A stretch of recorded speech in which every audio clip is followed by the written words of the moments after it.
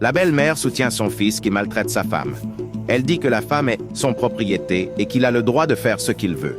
C'est inadmissible. Mais le père s'oppose catégoriquement à ce qu'elle dit.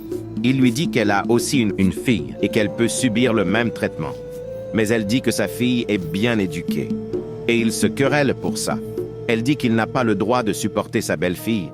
Celle qui a décidé d'épouser votre fils doit être traitée avec respect. Elle n'est pas une esclave. Le jour suivant, ils sont au salon et qui est là? C'est sa fille.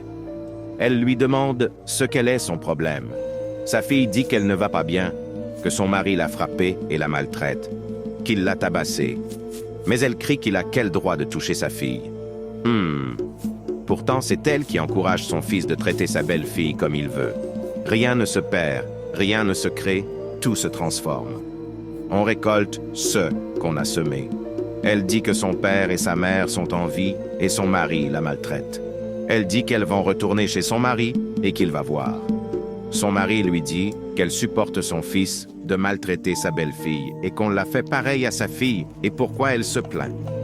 Mais elle dit que sa belle-fille n'est pas sa fille et que celle-ci est sa fille. C'est incroyable. Et que personne ne doit la toucher, qu'elle est précieuse. Donc la belle-fille n'est-il pas l'enfant de quelqu'un?